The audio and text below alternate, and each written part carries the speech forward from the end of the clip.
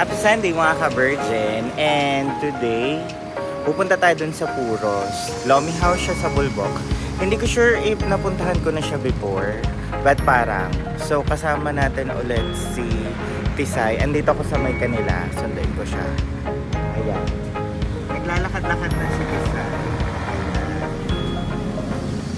Ang ganda ni Tisay sa malayo. O, sige.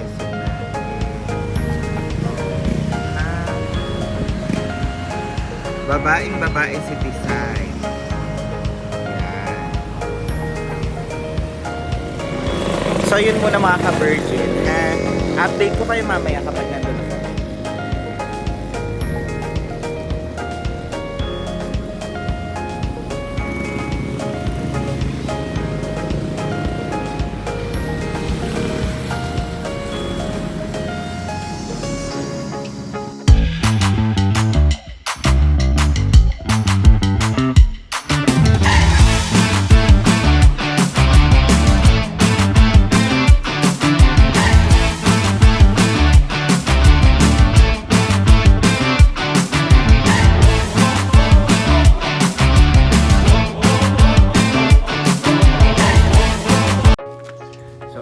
Nakarating na kami sa Puros Lomi House.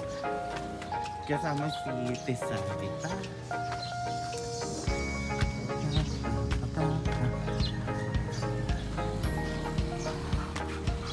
Welcome. Ay, sarado yata sila. Ay. Magkami chicken dito, ate? Ah? Yung ganito isang bilaos.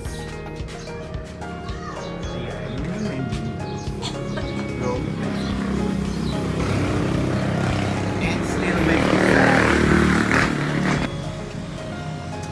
And again, kasama ulit natin si Tisay. So dito sa Puros, happy Sunday pala. And good morning.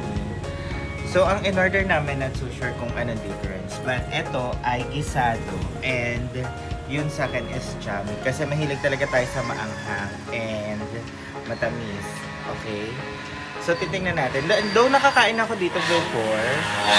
So titingnan natin kung ano. So kakain muna kami mga ka-Virgin. Diyan muna kayo. Tapos magbibigay mamaya si Tisay ng honest feedback. Like 1 to 10. Tapos bakit yun yung score. Okay?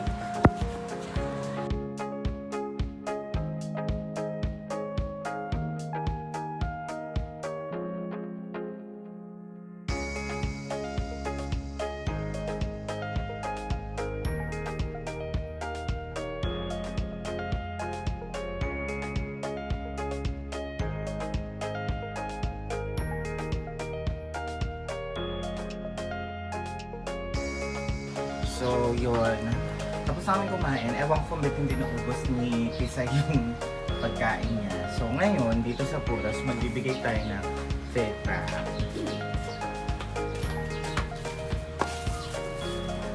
Yung anong pa hindi na po. Yung pwede na. So, yun. Papatinaw mo yung Hi, ma'am. Kayo po ang owner. Kayo mama may-ari. Hindi po, kapatid lang po. Ah, kapatid po.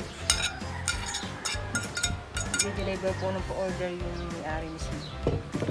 Order po ng spaghetti, kasi pang birthday daw po. So tumatanggap din sila ng pila o order.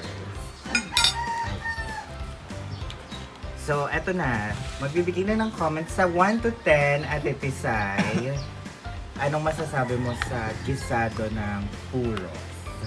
O, dinig ni Ma'am ha? Masarap, malasa. 1 to 10, 8. 8. Kaya hindi ko naubos kasi bago kong dito napakain ako ng maaga. Okay. So, kung 8 yon, ano yung magiging kulang or bakit hindi siya naging 10? Ano yung kailangan madagdag or may labis ba? Oh, go. Para maging 10 ang rate mo, dapat ay ano? Ano dapat? Favorite ko talaga kanton, hindi kasi ako mahilig sa Mickey. Okay. Yes, pero kung kanton yan, ay perfect sa akin. Ang lasa, yung texture, okay naman. Hindi ba maalat? Maalat yung noodles. Sige nga, hindi halmiki. Kaya ganun. Pero okay naman yung lasa niya. So, marirecommend mo ba siya sa mga friends natin? Yes, come and visit sa Puros, here in Bulbok, Tuwi, Batangas. Okay yung sir, malinis, presko ang hangin, tahimik. Yun lang, bye. Okay, so yun lang na mga ka-virgin. Nagustuhan naman ni Tisay yung food dito sa Puros, located at Barangay Bulbok, Tuwi, Batangas. Bye! Say bye na, Tisay!